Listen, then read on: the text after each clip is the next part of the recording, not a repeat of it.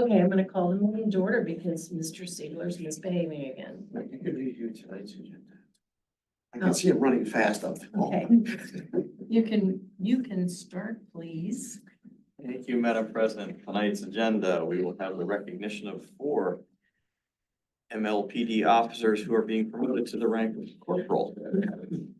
We'll have the public hearing on the 2025 manager's recommended budget and a proposed tax rate for the year 2025. Spoiler alert, the millage is proposed to remain the same at 4.5 mils. We'll have the introduction of an ordinance amending the 2024 budget for revenue and expenses not anticipated in the 2024 budget. We'll have the introduction of an ordinance concerning the municipalities' 2025 budget. Introduction of an ordinance fixing the tax rate for the year 2025. Consideration of a resolution authorizing participation of the municipality in Allegheny County Economic Development's Active Allegheny Program. We are filing a grant application for $50,000 that would be applied to the multimodal active transportation plan. That was for the piece that was not initially funded by the commission. And finally, we'll have the consideration to purchase and install the Draeger Swede Survival Phase 2 training system through PA CoStar's contract 012-162. That is the system that we were fortunate enough, thanks to Representative Miller and Senator Fontana, to receive 2 grants. to offset Right, the cost. Right. All I was have. wondering who that was, and then I realized it was you. That's why I'm doing that. What the heck? Just turning everything off. I was on the wrong meeting. I was on the 8 o'clock meeting, waiting for it to start. And I'm like, No. I'm gonna share my screen. I clicked the wrong one. Right. The So- floor is yours. The floor is mine. All right, I'm on the right meeting. I'm gonna go ahead and just share my screen.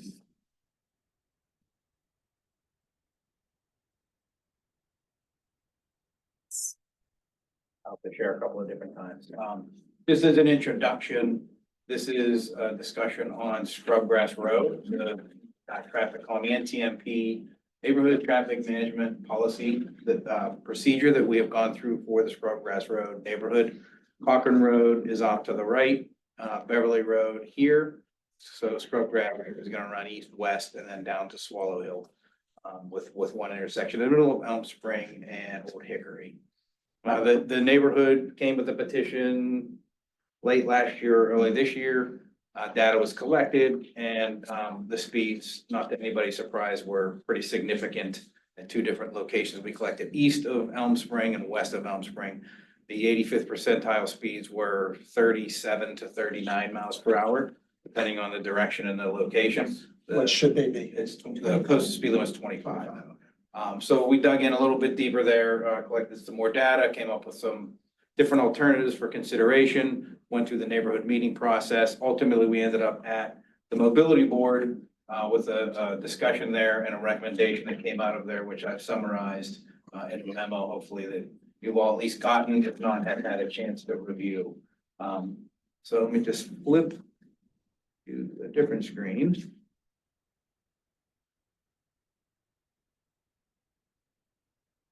So this is just to kind of show you the speeds. This is, so if we're west of Old Hickory, the westbound traffic, so going down the hill towards Swallow Hill is 37 miles per hour. And the eastbound traffic actually coming up the hill was 39 miles per hour. We collected this data up on the flat part, not on the hill itself, but up between the crest of the hill and Elm Spring. And then east of Old Hickory, so between Cochran and that intersection, it was a little slower westbound coming down to the stop sign, a little bit higher going up towards Cochran at 37. So ultimately, through the discussions with the neighborhood, quite a few things were discussed, as we've done with other neighborhoods, from physical improvements to signage improvements to pavement marking improvements.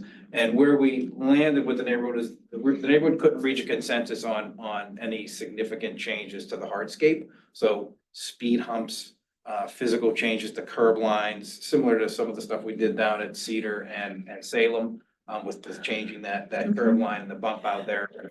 Some of the stuff you saw in the yard neighborhood, none of that stuff came in here. And ultimately, it was agreed that that the mobility board in the neighborhood might take a second look at it after the active transportation plan is completed, and there might be some ideas and thoughts in there about how to treat roads when they get repaved and reconstructed and so forth. So we landed on a consensus with the neighborhood, took it to the mobility board. Essentially, everything that came out of the mobility board from a recommendation standpoint is related to signage and pavement markings, with a few other physical temporary type figures that they thought would be a good idea to implement and to get a feel for how they work or don't work. That way they're lower cost, they're temporary. If they cause problems that weren't anticipated, they're easy to take out. But the bulk of the improvement stems around changing the cross-section of that roadway with signage and pavement markings. If I just kind of go through the exhibits. First one's an overall exhibit just of that whole area. I just talked about between Cochrane and Swallow Hill. I'll focus on 3 kind of blown up areas. One B, which I'll get to, is more of just a typical that this is what would carry through the whole roadway and how you would treat the pavement markings with all the driveways on the north side of the road and so forth. 1A, which is to the left here, is how we want to deal with the bottom of the stairs that come down from, I think it's Old Hickory they come down from. And then there's a crossing there that's not marked that get you to the sidewalk on the other side of the road. And then the intersection with Elm Spring, and then as you come off of Cochrane, how we would transition into those markings. So I'm gonna start on the left side.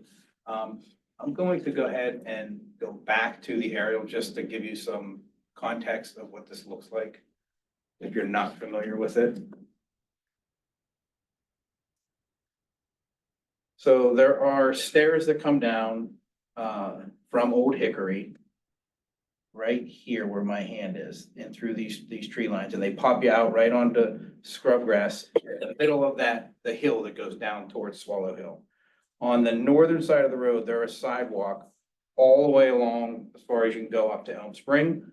And then there's this one gap in here where there was a stream that comes through here, goes into a big culvert under here. This is lined with a guide rail. So this section right here is the only section of scrub grass that has no sidewalk on the northern side. So you come down these stairs, if you cross scrub grass, you're either going north or eastbound on the sidewalk, or you're walking in the roadway to get down to the west to get to the sidewalk where it then picks up again here. Let me just drop in there so you can kind of see what that looks like. And we did count this, and there are students that walk this every day, either up the steps on the way to school or down the steps in the afternoon. So the stairs come down. If I'm looking left, this is coming down the hill. This is the section that has no sidewalk. Obviously, from a topography standpoint, it just didn't fit in here between the stream and the roadway. Sidewalk is down here. It picks up again that way and then goes that way. So the first exhibit is how we discussed treating that. Are they actually crossing the street or they just They walk are. on the grass? Oh, yeah, they're crossing. They're crossing it, Yeah, they're there's not crossing. really anywhere over here to walk.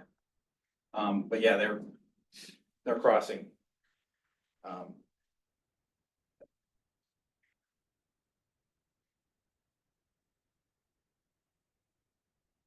So if I go back to a closer up exhibit of what that wants to look like. So here's coming down the stairs. Actually, let me just go back and start with the kind of general treatment. So the roadway itself, curb to curb, is 30 feet wide. Right now, there's just a double yellow line. It's not down the middle of the road. It's 13 feet from the southern curb line and 17 feet from the northern curb line. Because all of the homes are on the northern side of the road, that northern side of the road really is for parking.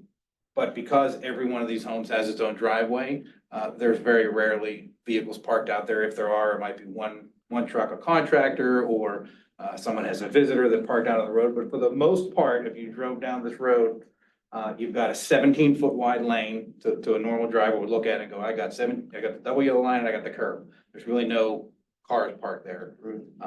And then on the other side, it's 13 feet. So but you basically have 2 really wide lanes directionally, even though the curb on the northern side is meant for parking, for on-street parking. So where we landed was delineating this, essentially narrowing the lanes, the travel lanes, to squeeze them together. We would have 2 11-foot lanes, which are essentially 10.5 foot effective because the double yellow line itself is a foot wide. and then a delineated 8-foot wide parking lane on the northern side. That we would delineate and we would have the 5-foot offset from each driveway, which meets the ordinance requirements. And we want to define those travel lanes for eastbound and westbound further away from the homes and further away from the curb side where the sidewalk is and where cars are parked.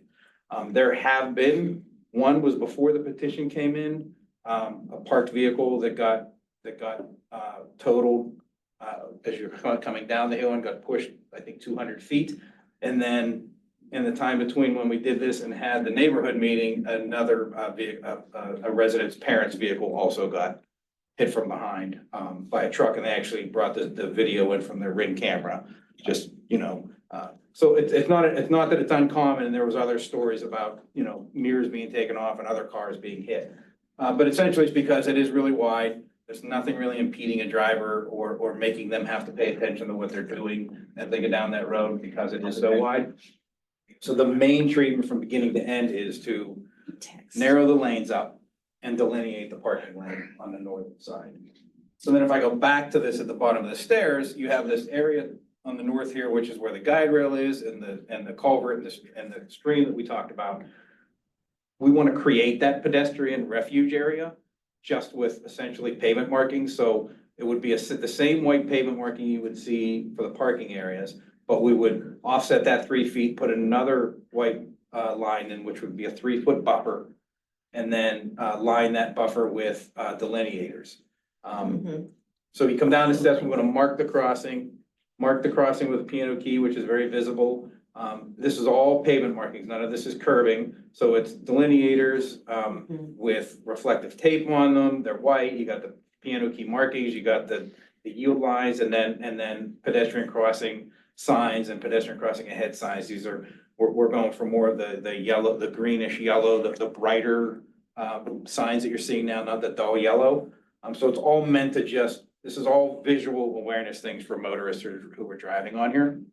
To be able to see there is a pedestrian crossing, there's parking lane, and then signage to make them aware of that. There was some discussion around delineators, no delineators. The mobility board landed on putting the delineators in here. If I could just share one more picture with you to give you an idea what that might look like. I was gonna ask just to Yeah. see if you have a picture of what that pedestrian area, what that's Yes. gonna look like. So it's not exactly, but the idea of the delineators here Those little white is, things. so this is one that was done in the city where they created essentially a bulb out, if you will, with pavement markings and then the delineators. Are those sort of the flex posts and stuff? Yeah, you hit them, it doesn't hurt your car. Right, which is great, because it does hurt. I know, But that's not an area where people are walking. well. Correct. really. No, I just is that going to be like? I thought you were gonna. This one has It would be marking. this one has Ours would, but theirs is. the pedestrian crossing sign here.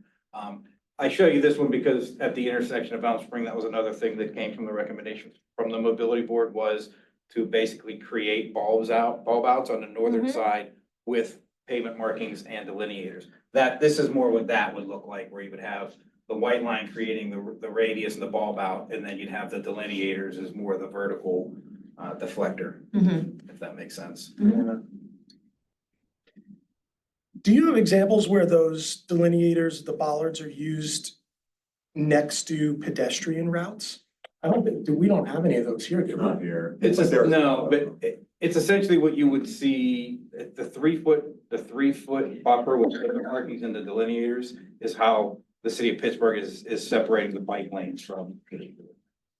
So even though this isn't a bike lane, the treatment of separating vehicles from other modes of transportation is. The only thing I'm worried about is that this is the only area, it's a funky area, and it's an area where we know we've had accidents and high speed. It seems like Raise the crosswalk. we're putting. I don't think know. we're being aggressive enough, honestly. I think we should be doing more. Well, here's my argument, is that I agree in principle, right, that we should be doing more hardscape. But if we do this, it gives people a chance to assess the value of the changes in a design format before you go put in a bunch of hardscape, because this right now, I think is 112,000. Mhm. We start putting in hardscape, it's gonna jump up. And then maybe we're, you know, the residents don't like it, it's not doing what we want it to do. But the question is, do you do it here where, you know, like, that's a tough transition, especially on a road where people aren't gonna be used to it, as opposed to a road like Washington, where people are used to different traffic patterns, or at least seeing people on the side of the road. Or a more trafficked road like Bower Hill or Beverly, that kind of thing. Where I think, I don't wanna say you have motorists that are paying more attention, but you're used to seeing more pedestrians on those roads. It would be my opinion, less of a hard transition to an area where probably don't see too many people walking on the road there. Oh. And that's a, It's the chicken and the egg. right, people don't walk there because. Cause there's no way to walk there. Right, Right. Right, yeah, we don't build bridges where, right. Kids are walking. Sure. and it is a major thoroughbaugh for Jefferson. And for someone who lives in the area there, that going back to the picture, that it looks like, certainly part of it, I assume the kids are walking on the grass before they get to the guardrail. Right. And so like Which half doesn't that, seem they're very already safe. walking. Either way. I mean, half of it, they're walking on the grass anyway. So it's really that area right in front of the guardrail where there's no place to retreat. Because I assume they can't go on the backside of the guardrail because it'd be the creek. But So, if the neighbors want this, why wouldn't we let the neighbors make this initial decision and then reassess it? Well, and Because I that's, think Cedar really works. It is amazing how much it slowed down the traffic, the visual, and that's why it works. I think if we leave, narrowly. But it- I if know. we just let every block in our municipality decide what traffic controls they have on their block, we would have a crazy municipality. no, it's, Yeah. that's not the That's not case. happening. That's not the We wanna go case. that far. No, then that's not the case. I mean, but what we're trying to do is introduce these types of treatments, Mhm. right, into the municipality, because we just haven't done the paint bump outs with the flex posts, right? We haven't done those types of things yet, but those are tactical solutions that we can start to implement that are much more affordable, right, than us taking a long time. And again, we're gonna have conversations about sidewalks. Sidewalks are really expensive. Paint is relatively affordable, and it gets us down a path to say, oh, is this working? Yeah, and hey, it's time to reconstruct the street. Now let's do it in hardscape. And just to be clear, I'm not opposed to this idea. I'm kind of playing devil's advocate here and trying to find a reasonable solution too. I mean, it's not completely inexpensive. And at the same time, you know, again, I just worry that it would be a big change for an area that clearly is proven to potentially be, you know, there's been accidents there. Well, I think the accidents come because I mean, that's a road that visually tells you, go fast, right? That's right. Yeah, the idea of the entire treatment is that we're gonna define a very clear right side and left side Right. lane, whereas right now you have a double yellow and the next obstruction is 17 feet over here at the curb. But very rarely, I mean, every time that I've been out there, there was never more than one vehicle. It was really a contractor's truck or something. So you're coming up over that crest and coming down that hill. There is no visual of anything except a very wide road. The bottom of the stairs, there's not even, that crosswalk's not even marked. There's not even a Right, sign. right. So kids are popping out from behind those Yeah, that's bushes. not good. This would be extremely different visually. So if you're coming down the hill from the right side of the page, you've got pavement markings defining exactly where you're supposed to be. And it's on this side of where that buffer area, the delineators would be. We're not sending them into and then telling Right. them to get over. They're already over here on the double yellow. Right. It could be done with just a pavement marking buffer, 2 lines offset by 3 with hatching, you know. It's Flex just posts are always not even more, enough, it's more but- visual, for a motorist and it's. Does that connect to the existing sidewalk then? So the existing sidewalk is here. So we even have in this area here, tracers going through where driveways are, just to keep that line going. Okay. So they would get in, and this is just a driveway to a house, and then the sidewalk picks up here. So it just gets them along that side of the road between the guy, you know, where the guide rail is, and then they can get up onto the sidewalk here. This has a ramp. Okay. This has a ramp as well. Jeff, you were saying, you were making a comment, I didn't hear, I'm sorry. Oh, flex post, the idea being that when you hit a flex post in your car, it doesn't hurt the car. But that means that what we're doing, It doesn't stop the car. we're protecting cars from like getting hurt, but not people from getting hurt. Well. it's the Humans are a question- lot more. No, it's expensive. it's the, what can we say? We're putting concrete filled flex posts, which means obviously not flexing anymore. You know, which to Andrew's point, I mean, it's like the air quotes of only $112,000 just for this. And so knowing we want to be permanent, it's gonna be a lot Well, of and in- money. and in Where's our- that right Yeah. point to say, I don't have a magic answer. In our discussions with the neighborhood and then before we made it to the mobility board, a lot of the same stuff that you're seeing in here with the delineation and pavement markings, the higher cost, longer term potential option was that this would be hardscape. This would be a curb with a sidewalk and you'd have bump outs at Elm Spring and you'd have other areas where we're showing bump outs just because you don't have a lot of parking, just to create that vertical deflection. But then the discussion was around, well, you know, you're gonna spend hundreds of thousands of dollars.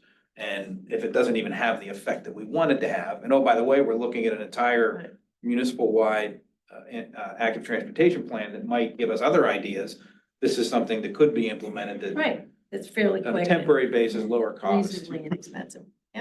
What is that? So I mean, I'm only looking at the satellite, but I would imagine if we wanted to shore up the area around the little creek there, build a wall, it almost looks like there's not even room for a real sidewalk there. Well, I right mean, now, it'd be there's not. expensive. Yeah, right now, there would be. There would- If you were gonna do sidewalk in here, I think. You need a wall. You would be eating up either a wall or you would be eating up part of the pavement surface Yeah. because nobody parks there anyways, because the only house Right. that there is all the way at the bottom. Hmm. So it's really just a lost area. And were you at the mobility board when this was discussed? Any input from that? I think this dynamic that we're having here has basically been the same conversation. Again, I think everybody is very much in support. Actually, I will say they were all very much in support of doing traffic calming. I think they recognize that, this is an opportunity to introduce this type of design, thinking, on the streets. I think the suggestion was to put in a more permanent, speed measurement, option. Not even if it's, showing it to people, just so that we can monitor it over time. That I believe they're not permanent, so you can conceptually reuse them at different locations. You're talking about like those footballs we attach to the pole. Box. Right, yeah. Box. Yeah, because Measures. to a certain extent, right, what's interesting here is that we're introducing a design pattern that we're not sure, we think this will work, but we're not sure. But if we have the traffic data that we can measure over time, we say, well, this isn't quite doing what we want, well, let's change something. Right, again, before, scrubgrass needs to get reconstructed, at which point, hopefully, we've come to a determination of how the street should be designed, and then when we redo it in a hardscape. Right. Because we understand the design pattern and the traffic flows that we want through there. So I think that was where the mobility board was like, yes, we're supportive, and I was actually really impressed with the residents as well. They were like, we don't have to have the really expensive stuff. We're happy to have, something that's just gonna get us started. Right And on. that's my way of framing what they said. So, yeah, I think it was a good compromise, and I think it's a neat dynamic that Okay. we're introducing. The only other one I would share is just the intersection itself. The fallback would be with pavement markings and then Right. delineators on the inside. There was an option where this would have been hardscape. So this was a way to accomplish that That was without a problematic intersection, so it was good. And it's already four-way stop, so it's not like scrubgrass goes free flow through here, so you already have, and I think there's a crossing guard here. Yes. For school, during school hours, so, yeah, that was it. Cool. Two questions. Yeah. Okay. You may not know the answer, but you have way more experience with this than I do. The delineators, especially in this location, not necessarily so much in the other location. They create any type of operational issues for us in terms of snow removal, plowing, those kind of things. I mean, that's all gonna sit back behind those delineators, right? Because you can't Correct. plow to the curb now. Correct. There's no question that even the delineators in the 3-foot buffer area, when Right. you're plowing that is a disadvantage of it. It's just a function of, Snow's gotta go somewhere. it does. Barely get any. That's right. Oh, it's a good question, right? Like they have these a lot in sides of roads near the beach, like in Redondo Beach, Hermosa Beach. They have those bollards and they have dedicated walking lanes, which are in the road, right? And they work pretty well and cars drive through them every now and then, but Generally, there's a lot of cops around to hand out tickets. The question about maintenance, I think, is a really good one, Keith, because I can see like a year from now, we're like, oh, now we need to buy like a mini loader to run that little route. You know, like, what do we do if we get snow and, you know, leaves and stuff like that, and those maintenance vehicles can't get that anymore? Yeah, and then Again, my this is temporary. other question, and maybe it's just because of the way it's shown on the drawing, but where those delineators run into sort of the crosswalk area. All right, so yeah, Is the it might be, spacing, it might be a little confusing for the delineators or the dots. okay. And then this is So they just the tracer, stop, this is the They're tracer outside line. of the crosswalk Okay. area. Yeah, so they're here and then And they're here. they This don't is- create any- This is open. Okay. This is like the same tracers that we were showing. It's just the visual line for this, for someone turning out of, turning out of Elm Springs. So if you didn't take, if they started their turn here and you didn't kind of continue that tracer, they may want to cut that Yeah. further back. So there are no delineators within the crosswalk areas. And they're in the roadway, so they're outside the sidewalk area, so they wouldn't Yeah. impede accessibility for. Correct. I mean, in those areas where they've had, you know, areas like that I'm talking about, they have people who sweep the streets, Yeah, that's, I'm just. Public Works, it's their gig. Michael, coming up, Cochrane, on the next one down, is that just paint? Yes. Okay. Yeah, this was, you know, this kind of needs to be wider up here. This hatched out ball was put in a few years back from issues with cars turning right and swinging out. Yeah. So There's a far. previous traffic studies at Troy. Yeah, same thing with this piano key and these tracers. That was all put in when we looked at that maybe 5 or 6 years ago. So this is just showing how we would transition from the wider area to get us into our 2 11-foot lanes with the 8-foot parking. We used to cheat that area at Cochrane and create 2 lanes, one if you wanted to turn left. That's right. one if you One wanted to for- right. yeah. And then you got into this deal because everybody kept edging out to see. Yeah. Yep. And actually, the interesting thing is that east of Elm Spring, the double yellow line is in the center of the road. So it's actually 2 15-foot lanes east of between Cochrane and Elm Spring. So if you park, and actually, I think on the aerial, the Google Earth aerial, there's a car parked on the northern side of the road. And you can see the there can't be 8 feet from the car to the double yellow line. So only when you get to the west side of Elm Spring does it become that 17 and 13. Mhm. So this would be consistent all the way through. Seems great. All right, All right. Good for me. that's it. Appreciate it. That's good. Yep, Thank you. Right, thank you. Rodney, When? you're next.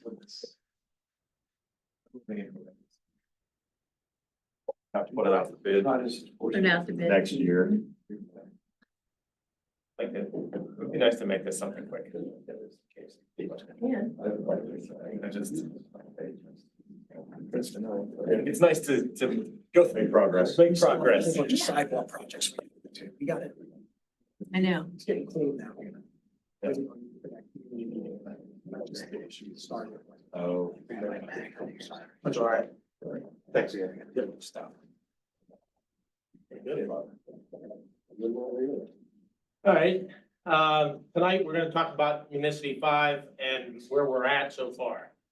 So, just to give you a quick update, we're about, I'll just use a round number of 80% through the process. The last leg that we have is the actually public facing side. So we're gonna show you just a little bit of what we have developed so far. And then basically, you know, show you what the capabilities are on the public facing side as well as the reporting side. So obviously, the idea for this was basically to use it for permit applications and completions, for code enforcement, reporting, the actual capability for us to use our mobile devices to actually record inspections, take photographs, input that into the violation, et cetera. We could actually print letters out while we're actually out there in the field, you know, citing somebody, or I shouldn't say citing, but actually writing or preparing a violation notice. And then lastly, you can see there the Municipal Connect public portal side. So we'll jump right in and so far. So when we get to Municipal, first, thank you. Hello, everyone. When we get to Municipal, here's our main screen. Basically, it's a cloud-based software. To get to this point, this is our core in our office. This is what we see on a daily basis And in-house, we've been using this now for 2 months. since August, mid-August. To actually issue permits, write the violation notices, et cetera. So we're live internally. Right. And it's amazing going through this process and thank goodness for Josh, because again, as I mentioned last week, that technologically, I'm good with codes, but computers, thank God Josh is here, so. We all have different strengths. It's amazing that when we went through this, and especially when Josh prepared what they call smart sheets, where you actually go through and you design this system to meet our needs. And you start looking at all the data that we have internally, it was amazing to see, because we actually have permitting information back into the 20s. That, is unheard of, essentially. And to be able, we wanted to make sure that all that legacy data was brought over, transferred, and make sure that we can access it into this new system. So that took a lot of time, more time than I thought it would. But as we went through it, it was amazing, how much data we actually have. And that data coming into this system in a format that was easily researchable. So you could actually figure out what was what from back then, rather than jumping through a bunch of different systems, coming down to the vault, pulling out files. So general, this is our internal part that we see on a daily basis. I would say this is about 95% complete. Really, what is not complete here is some general formatting with some of the printouts and things like that. And on the reporting end of things, tweaking what actual information is going to end up on the reports that you guys see. I'll show you that just briefly so we can see what that looks like. But let's jump in and take a quick look at a particular property. And you can see there, right under where he typed the address, you can see lookup. And if you just hit that arrow there, Josh, just to show what you can look for. Oh, right here? Oh, yeah, this is how we can search for everything. So we can search for any of that data. Basically just by typing in anything up top, we can search for any of that data through those comments. So he has their parcel occupant building. So he typed in 912 MC, it pulls up 912 McNeely. So it speeds up the process just by, pulling up that name. And then basically you get in and you can see it took, through a lot of help from IT as well as Andrew, with finance to get that tax information. So all that information on the overview up there is all brought in from the county tax records. You can see the street view on the left, and then you have different data that's also on the left that you can actually go to for each property. And if you click on that street view, it actually takes you directly to Google Street View. Cool. Just helps in researching and looking at properties. Sure. Right, Do so, me a favor, just click the enlarge. I'm looking at it. You don't have it quite up to the box of the full. Oh, I'm sorry.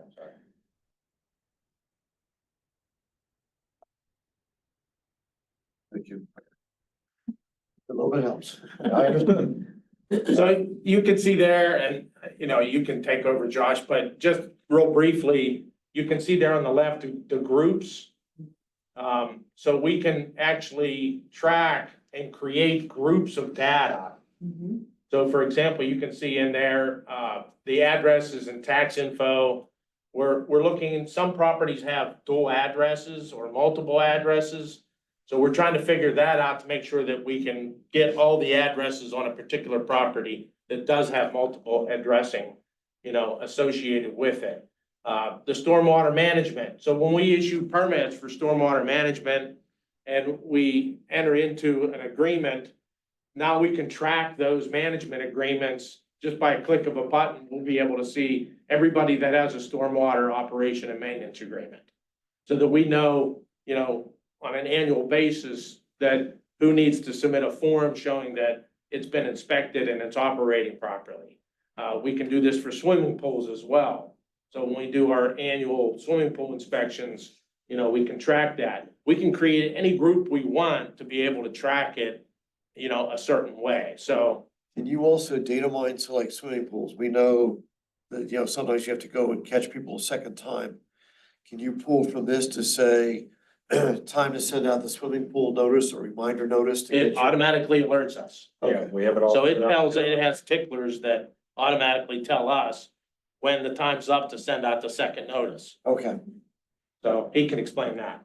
Yeah, so this is our basic parcel for our property. This is what it looks like on our end. I'm gonna walk you through, if someone was applying for a permit and describe some of the benefits as we go through this. So under items over here on the left is where everything as far as permits, violations, complaints, all that will end up in this section here.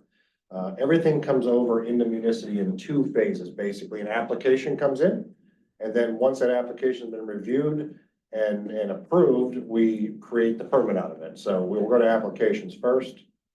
And in this case, we're gonna create this application. Here's our wizard. There's a lot of info on here, but we don't have to fill everything out in this case. I'm just gonna go and say that they are gonna do a new front porch and stairs in this property. This will automatically number our permits. We can automatically assign it to any particular inspector in here. So under description, we're gonna say new front.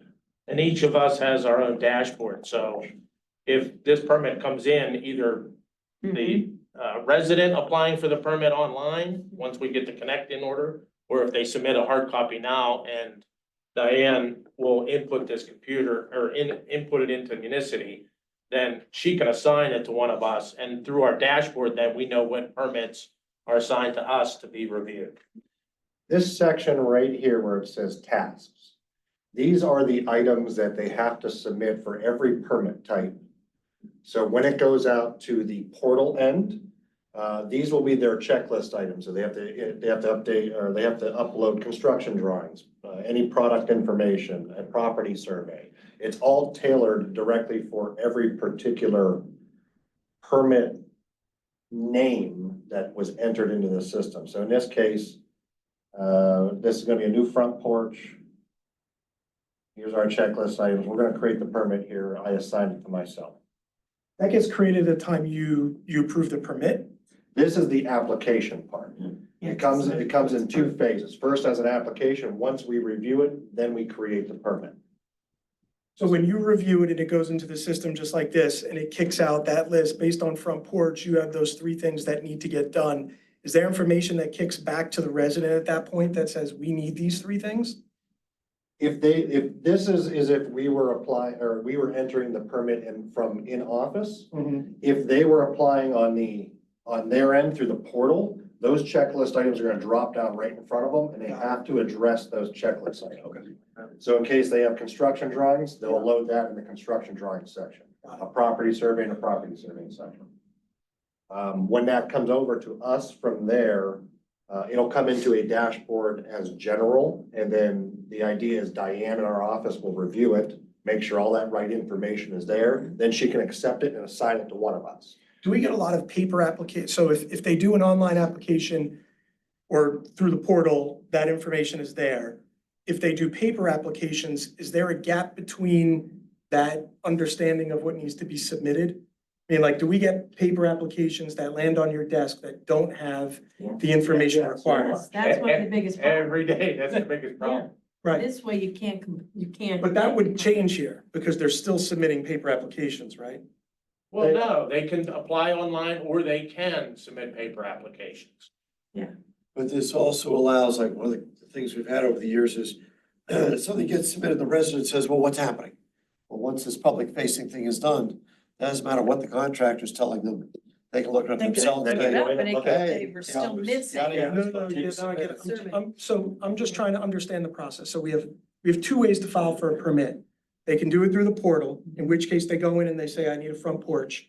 And it drops down the things that they need, and they can't submit that application until they attach those things, right? Correct. But if somebody goes on the website and looks at the information and prints out a PDF, brings that PDF to the office, how often do we get people who bring permit applications to the office without the requisite paperwork for that permit? Yeah, daily. And what- It's amazing because we created those checklist Yeah. handouts that basically give a brief description of what you need to submit. And then there's check boxes next to it. We get permit submissions every day from the same companies that basically submit a blank copy of the handout with none of the boxes checked. So my And none of question the is, if it's a paper thing and we're getting, does this system address, it sounds like you're picking up after that application's already been made. Here, am I maybe misunderstanding something? No, I think here's what Craig's trying to ask you. I come in to apply for a shed permit, right? I don't do it through the portal. Right. So I come into the office, I said, hey, here's my application for my shed permit, which I realize is a zoning permit, but I don't bring you the survey, or I don't bring you any of the other information that you may need. Right. How does this system help with those types of? Once Diane would input this information, she would go through and she can check the task information. If any of the tasks are pending, it could automatically send out an email to that homeowner or to that contractor based on the contact information that they supplied. And it would email them telling them that they're missing this information. So, okay, so if they came in and dropped it off by hand, they would have to then have some sort of email connection. Correct. If there was no email, I don't know how often that happens. How do we get them a letter, or is there like a phone call that says you submitted a shed permit, didn't have a survey? Yeah, mostly it's all email. Okay, Right now. Will we get some occasionally just with the phone number? yeah. But right now, a lot of times, like Diane will receive the application, somebody drops them off and basically she inputs them into the system. If she knows that she doesn't have that information, she'll email that person before she even puts it in. If 80% of the data is there, she'll create the permit application for us to review, and then she'll come and discuss with us, what else do they need for this particular project? So with the idea behind the task that are associated with the application process, that's where we're trying to cut that speed down so that automatically you know that you need this, this, and this to be able to apply. Because we can put it on paper, but people just don't, they don't Read. read it, or they provide what they have, and that's understandable. Are we legally allowed to require online submission? Phil, I guess that's a question for you. You'll eventually run into somebody who can't do it that way. Right. Well, another thing to add is when we're 100% receiving things digitally online, it's gonna reduce a lot of what paper comes into our office and a lot of what Diane has to review on paper to see what we're missing and what we're not before it comes to one of us. Right, I'm just thinking down the line, if you require online submissions, it can't be submitted unless you have the requisite paperwork, which means you can't get the permit until you have the things required for the permit. Right. So then my thoughts go downstream to how many people just say, forget about it, I'm just gonna go do the work anyway without the permit.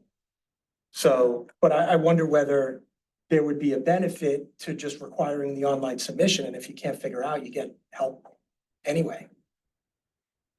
And it sounds like if what you're saying is that people don't include everything now, so. They don't, and I think the idea behind the tasker list, that basically it'll help, I think, accomplish more of that, because they won't be able to submit and create a permit application number unless they have that information submitted. And it's gonna say kind of like, you need a You need a survey, survey. you need a. Now, if they rip out a blank piece of paper and upload it, we won't know the difference. But at the same time, we're gonna have to email them and contact them that, hey, what you submitted was just a blank piece of paper. It Oh, yeah, wasn't. there's that manual review. Right. Yeah. Yeah, so again, we're at the very beginning of that that connect portal. So we gotta spend some time to basically go through and make sure that, you know, all the Ts are crossed and the Is are dotted to make sure that everything's in there so that it's it flows smoothly for both people submitting paper copies, because you're always gonna have that, in my opinion. You're always gonna have people that don't want to upload information through a computer. And, you know, they wanna submit on, you know, with paper copies of everything. But I think to your point is with less paper coming in, those items will be addressed quicker from our office. Right. So they don't sit around waiting for 2, 3 weeks for a phone call or an email saying, hey, your survey you submitted was really reduced. I can't read it. I need better information. Yeah. I think that's gonna help in the long run of, it's just time. If it sits here for 2 weeks and then we tell them it's bad, you know, someone's upset. Sure. But if we're getting a lot more in digitally, you can see that faster, and then something comes over on paper, and that paper is incorrect, we can address that real quick. Right, it would seem to be to the applicant's advantage to do. Mhm. Submit through the portal, not. Yeah, exactly. So once you start an online permit application, I'm the homeowner, right? I'm doing an addition. So I'm gonna submit you the application, I'm gonna submit you the survey. But my design professional has the drawings. Mhm. So once that application started, can it stay open and then have the design professional I do believe it can. get on I and believe it can upload stay their- open as a draft before Right. submitted, yes. Right. Cause you can see like up there, the task, where it says construction drawings, product information, survey, and the status is pending. So Diane can go in there and check those. If the construction drawings are submitted, she can mark it completed. And then once those are completed, those tasks, then it makes it for us, it makes it a lot easier for us when we go in there and review the application. If all that information is submitted, we review it, and then we basically create a permit from that application instantly. I mean, it basically creates it within minutes, you know, as far as just a little bit of data that you have to enter into it. And then we can print out the placard cards, because right now, you know, we used to print out actual zoning permits, building permits, grading permits, and you sit there with a Sharpie and you fill those out. Sure. Now, you just hit print and it prints out the placard. So he'll show you here in a minute, like what's that? So he's basically checking off saying that information was completed. So this is an example of somebody submitting paper copies. Yeah, so in this case, I checked off everything's completed. So the 3 items required for this actual permit, they've been received, everything's fine, we're completed. No email's gonna go out to the owner or the contractor saying that, you know, you're missing something. Nothing was outstanding and didn't need reviewed, so we're gonna go ahead and just create this permit right now. Where's my status here? Oh, it's right, pending. So we are complete. And would you like to create a permit? Yes. Would you like to open that permit? Yes. So once a permit's actually created, if we go back to our items tab over here, here's all the required inspections for this permit.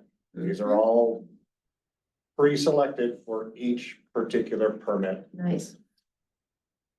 as they're entered into the system. Everyone's different. In this case, if someone's doing a new concrete front porch, you have E&S control forms, a final. If there's a footer, a foundation framing, and we can modify this. We can remove anything we don't need in this case right now. Right, so when we're issuing the permit, we can check X and take one of those off. We can add some, you know, if there's any unique situation. Every parcel has contacts on it, so that's our contact tab over here on the left. So in this case, this is a former owner, which we can actually edit that to former owner. Previous owner. So that'll stay in there as a previous owner. And then we can see the new owner is SRK Investments. And let's just say they are also the contractor on this job. We'll change that to contractor. Save and close that. And then we can go and directly print out the permit card. Right here. There you go. Nice. No more hand filling out cards, Yeah, anyone questioning what is handwritten on there, anything like that. And all we have to do is print this out, highlight everything we want to highlight and sign it. I'm just curious. Cause you sign it and then you have to send it, right? We can do digital signatures. Well, that was why not just? Yeah, and then we can Yes, email digital that. to 'em. Signature, yeah, an email, okay. We can email it. to 'em. Yes. Good, all right. Oh, I'm sorry, I should have said that when I had it, I apologize. Yes. Well, I have this open. But notice at the top where it says, Right up here on the top, Yep, we can insert a digital signature on, the system will save all our digital signatures and all our digital stamps. Up top here, let's say, for example, they did apply online. We are ready to issue this permit, we're waiting for payment. We'll send them an email, letting them know they're ready for payment. Once it's paid, we can just go ahead and hit email right here and just email this all directly right to them. No, it saves time, it reduces how much paper we use. That's right. It just makes everything more organized on our end. Rodney, we've talked about inspections in the past where there have been a couple scenarios where people have applied for permits and have received those permits and have done work, but the work was never finally inspected because they didn't call for final inspections. And then they try to sell the house, and then it becomes a problem. And we talked about, rather than requiring the homeowner to call for a final inspection, which is like, crazy. Do we have the ability to manage that? yeah, Like so, someone goes in, we've got the auto. timer. right, so like he just Right. issued that permit, and you can see at the top bar, the overview, it says status, approved pending payment. So once that payment's made, then that'll say basically issued, okay? But then down at the bottom, right there in the middle, where Josh was just pointing, the expiration date. So it automatically sets an expiration date, I think it's 6 months in 6 advance. months. Yeah, 6 months in advance. Mhm. So that whatever the assigned, if he scrolls down, you'll see the assigned inspector to that. There, it's assigned to me. So it's assigned to him. So in 6 months, he'll get an email saying, hey, the expiration date is up on this property. We can actually go out and look to see if the job was completed or never even started. And if it's never been started, then we can go in and revoke the permit because under the UCC, the permit's good for 6 months. Yeah. It's good for 5 years if you continue working on it. But at least this would send us an update every 6 months to basically keep checking on it. So that will solve a lot of that problems. And the other piece of just, if you go and check on it, discover they're not building it as the permit.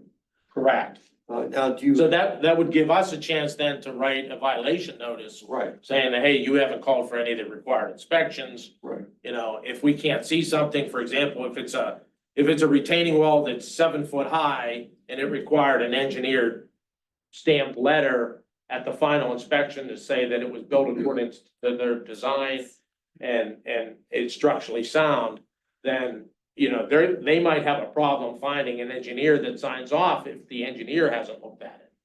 I mean, part of the idea is that we go out there to do those required inspections and the state requires us to do certain inspections for different permit types. So we want to make sure that we're out there to inspect it so that we can basically sign off and say that it's completed and it met the statewide building code essentially, or our local ordinances. Or where they're not following our ordinances, catch it as quickly as you Correct. can to say, hey, take it you're not down. following the rules. And on that point, we can touch base on dashboards here. So each one of us will have our own dashboard, which I've just opened on the screen up here. And this one in particular is for all open applications that's submitted right now. But to your point, we can create a dashboard for just expiring permits. So we know exactly what's expiring when, and we'll have a general list right in front of us. Okay. That way, maybe we do know that someone actually completed that work without finishing all their inspections. We can check our dashboard real quick, find that address, and boom, we know it's expiring in 2 months or whatever it might be. So this dashboard here, and I will tell you, Municity is working on making these columns so they stay expanded so we can actually read them. Because every time I X out of this window, they go back to that little screen. But this is a general dashboard of all the applications in queue for review assigned to anybody, myself, Rodney, Brian, or an unassigned inspector. So right now, this is how we track on what's in our office being ready to be reviewed. So you've got the main expiration for the project. Are there, so when you pulled up that list a while ago, I don't know what screen it was, it showed a list of the types of inspections that would need to be done? Yes. Do we have times for those? Or No, do we have any it's- kind of like, you know, like I know someone could take a week to build the staircase or they could take 5 months, right? So Right. it's not like we want to make 19 calls. You're like, did you do the stairs yet? Did you do the stairs yet? So No, that's not helpful. We but- might wanna think about changing the expiration date, depending on, like, we can physically change that. If we don't feel that 6 months is, or 6 months is too long, like if it's a simple project, like you mentioned, the stairs. If somebody's putting stairs in up to their front porch, we know that, obviously, they're gonna do that within probably a month of when they actually obtain or pay for the permit. Mhm. We can change that expiration date to a month out. You know, if we feel that, you know, it's too long, we can actually change that. Yeah, we can, it defaults to 6 months, just based on the state code and how it gives us, it's good for 6 months until it's paid for and issued, and then it's good for 5 years once they start working on it. So it defaults to 6 months, but we can manipulate those dates however we need to in particular case. But to answer your question, there is an expiration date. We can put a physical date on an inspection. Not necessarily just the scheduled date, but a physical date. So if I went out and I failed an inspection, and it'll ask me if I want to create a re-inspection, I will do that, and I can automatically default to 7 days, 14 days, something like that. Or I can manipulate that date in case there is real no time frame to it. If I know they're gonna call me back for another inspection, obviously they have more work to do to go up from there. Yeah. But there is dates we can put on each inspection as well. What I'm thinking of is, you know, like when we have issues, when someone builds a wall, right? And they build the wall improperly, like flat out, ignore the plans. You know, like, hey, we have stamped approved plans and then we build the wall on top of a sidewalk, you know, hanging out into the road, whatever. Yeah. And we've run into those situations, few and far between, but we have them. And it's possible that there's no software that stops that thing, right? But, you know, obviously your team is very busy and you can't be on every project every day. I'm just wondering if there's a way that technology can, you know, if we've got 50 projects that require 3 inspections each, is there a view that the team is looking at that says, well, over the last 6 months, we've had 50 projects come in that require these types of inspections, and people only had 3 calls for inspections in 6 months. Like, that could be a indicator that you need to go out and inspect. You know what I mean? Right. Other And I than think just that's the what the expiration expiration date, date, other yeah. than the expert, because that's the end of the project. And like, a lot of Well, these no, you don't projects. have to set it for the end of the project. Right, you He's don't saying have to set send it, you for can set it at any time, 2 so if we months, feel 4 that, months, 6 you know, months. that 6 months is inappropriate, we can move it to, you know, a month out, we can move it to 2 weeks out. We can move it to the next day, Yeah. you What I'm know, hearing is that there's no predictive, analytics that sit on top of this. Right. It's, and you It's figure more with of 1,000 permits a year. With a minimum of 1 inspection to 8, 9, 10 inspections, depending on the permit. Mhm. You know, now you're talking, let's say an average of 5 inspections per permit, you're looking at 5,000 inspections a year. So it's hard to keep track of the current inspections and let alone, so I think we catch a lot of projects in the works when we're out going to and from inspections, or when we're going to and from properties looking for violations that were called in, or just going back and forth and seeing something. So we catch a lot of that. Mhm. Do you get like, we talk about trees and you say, okay, we're going to visit this area and here's a very street request for that street. When you're going to a property, do you get something for that neighborhood to say, even if they haven't hit the expiration date, here are the 5 projects being worked on, so you know where you're there, oh yeah, there's a couple others, maybe over here, I'll put some eyeballs on this. Through the mapping, it can map that out for us. So it helps you that way. Nice, yeah. Good. Nice. Can we see like the resident portal, like what it looks like for residents going in and applying? We haven't developed that It's yet. Oh, in development. I can show you the main page, That's all right. but it's, the main page isn't, it will be tailored to Mount Lebanon. It'll have logos, it'll look like us, it looks like it blends with our website. The idea is that people will go in and be able to see, like, so at some point, we'll be able to send out notification that says there's a new document in your Right. portal, Mhm. kind of like Pittsburgh's One Stop. And the advantage too is that we'll be able to tweak that, to modify it to the way that we want it. So the resident portal will look something like this. It has these tiles here that we can customize, show, pay fees. It's the dashboard for the property owner. They have a link to the map, the GIS system, submit an application, request an inspection. What's the timeline on that? I asked to have this done by the end of the year. Okay, got it. They were looking around 2 months. And I said, if I want to fast track this and have this done by the end of the year, we just started the process of getting this part customized. And this see something, say something. This is basically if they want to submit a complaint to us for code enforcement to go look at. But this whole section is basically. Can I ask a question about, back on the other, on the internal tool? Just thinking about the work volume that you all have, and I see there's a calendar there. Are you able to use this to understand your capacity within the department? Right, and in terms of thinking about when I'm scheduling inspections and when I'm scheduling all these other things you've got going on. Yeah. Are you actively using the calendar as a mechanism to be thinking about work volume and capacity and planning? We are using it and figuring out how it's working best for us. As you can see here, this is our calendar for now. Where's today here, the 12th? If I click here, you can see, here's all the inspections that were today. In there, you can see there was webinars.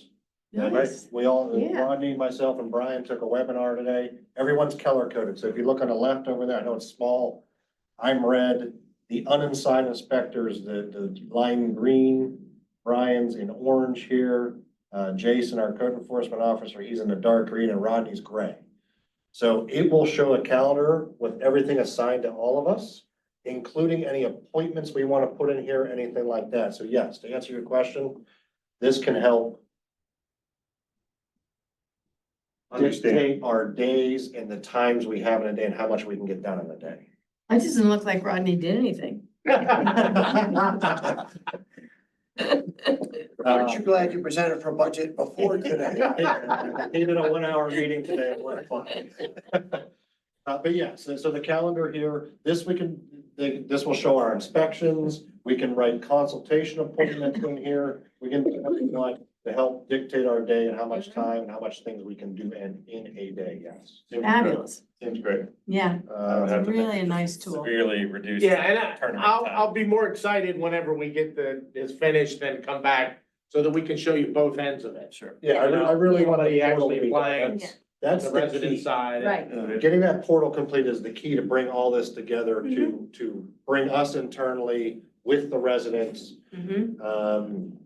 and go from there. Can we see the finished project next year, just to? what's it Oh, all? absolutely. Mhm. So when this is done and the resident gets an email that says your permit's approved, make your payment, those kind of things, can you customize the language in that email, something that just is remember to call for the required inspection? I just wanna, and I realize the world that you guys work in, because I spent a little bit of time there. There's a lot of variables, right? Because you're dealing with a contractor, sometimes that contractor has subcontractors. So he does what he needs to do, but he's waiting for another sub to come in and do what they need to do. Or the homeowner will say, hey, look, I know you were supposed to start Tuesday, but I got something that came up here. Can you push me back for 2 weeks? So it's really hard to figure out like when those inspections should be occurring without some help from the contractor or the homeowner. I think a lot of at least the ones that I've dealt with over the years, and there have been a lot of them, where there's just really bad communication between the homeowner and the contractor. And the ones that I've dug into, the complaints always get directed at code enforcement or Always. permits, you know, It's not them. and, you know, most of the time they're not warranted. Right. The problems that we've dug into have been the contractor comes out and sells the resident on a $3,000 wall. They don't know the permit process. When they find out they need to get engineering drawings and all these other things, and now it's gonna cost them $5,000, they're in the wind. And they don't tell the resident. And then, you know, they're like, well, the contractor told us, the municipality said this. And then it's a he said, she said, and then it's back and forth, just trying to figure out what's going on. So like that to me, like I'm interested in, how do we get all that information into the system so we can just point the resident at it and say like, here's your permit, here's your process, here are the docs required, here's what your contractor did or didn't submit. Yeah, there's an example of the letter. To answer your question, Keith, when that permit that I just created in this address, 912 McNeely here, when that permit is approved, it generates this approval letter that goes out in an email to the applicant. So if that's the homeowner, if that's the contractor, it will go to the applicant. And basically here, it's gonna break down what permit's approved. I didn't put any fees on that one this time, so the fees will calculate here in the middle. At the very bottom, to answer your question, it says all required inspections are shown on the permit card. It is your responsibility to schedule all required inspections. I have a question. Since ultimately it's the homeowner's responsibility to make sure permits are done. So even if the applicant is the contractor, shouldn't the homeowner also get notification? We can also mark the homeowner as an applicant and they'll both get it. I would Yes. think that would be important to do. Absolutely, Yeah, I absolutely. think that should be standard procedure. Yeah. Once the project's finished, it's done, right? You've done all the required inspections. Is there something also that goes out to say the project's complete? When I click off the final inspection as approved, they will get an alert saying it's approved. And then when I close the permit, they'll get an alert and email saying the permit has been closed. You're done, you live with it. Yep. I'll take up. Well, that's okay, Yeah. because I'm gonna ask, are you okay if we maybe bring Gateway back in? Yep. Can I bring you back next meeting? Sorry. Sorry, John. He's like, you couldn't have told me earlier? Sorry. Another thing, me first, Keith. if we have a couple more minutes, but you can see, like, we can also control, like, the media, so any photographs or Mhm. scanned copies of documentation, we can control it both under the property as well as under the permit that it belongs to. So if we fail an inspection for a footer because it doesn't have the proper rebar placement or Right. the splice, we can take a picture, basically put it through that, and then whenever it sends out an email to the contractor saying that his footer failed, he knows why it failed.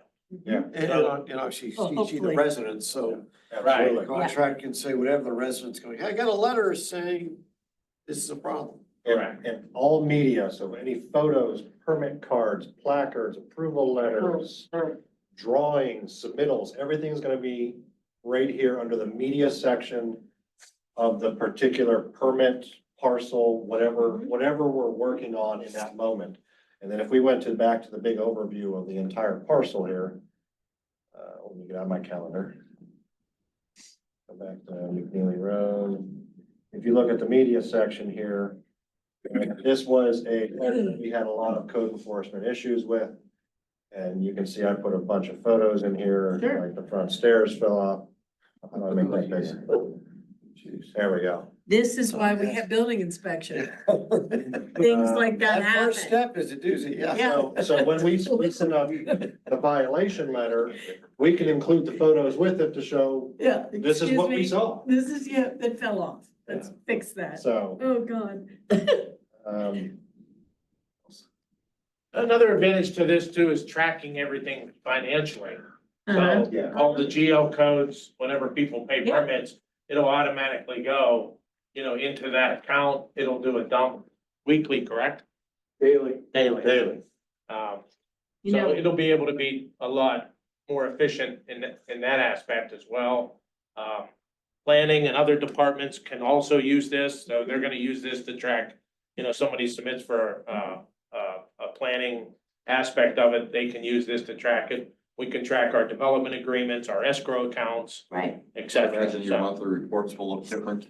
yeah, and I love he had some, but we're out of time, but you can see that the reporting aspect is endless. I mean, we can Forever. basically tailor that to whatever we, would like to see a report on. If you wanna see, how many sheds were issued in the last 5 years, it's that easy. When it comes to violations, by the way, thank you for adding the stuff, things like what the result was. Is pending, what was resolved, withdrawn, whatever. Is I see the complaint go so thank you for adding that additional information. And our monthly reports now that you brought that up, like it compares it year to date Yes, and then yes. from the previous Right. year. Municity liked that idea, so, because we requested that the reports be able to Add do that, that. sure. Yes. They liked it so much that they're gonna change their program to basically show that. Yep. So unfortunately, our first year of data, we're not gonna have a comparison for the previous year until it develops Yeah. itself within Municity. Gotcha. So, I really can see just a wonderful article in the magazine of most egregious construction mistakes. Going out, and this is why we have building inspections, because I think people think it's just, us trying to give them trouble, and I'm like, no, this is health, safety, and welfare. So, absolutely. And we're all here to protect the residents. yeah, that. And the public, to make sure that everything is, built properly into code. Code, people don't realize, but code is a minimum standard, Absolutely. That so, thick. you think that the average goal would be to build better than code, not just to The code. minimum, that's right. What about fire? Pardon? Fire inspections? Fire will be able to use this as well. So we talked to them about it, and we introduced them to it. They could be able to know exactly what we approved by logging on and seeing what our aspect are. And if they choose to basically do it as well, then we can basically see, on their end as well, what they've approved. And on commercial properties where it requires a life safety inspection or a permit from the Yeah. fire department, Yeah. there are inspections in the system for those particular permits that either Lauren or Joe up at the fire department will send me an email saying this is good, whatever, and I can go in and I can change it on the actual permit status, or I'm sorry, the inspection status, Mhm. or they have access to log in and do it themselves. And they were excited about that. Yeah, Right. I bet. So again, it just streamlines everything from top to bottom.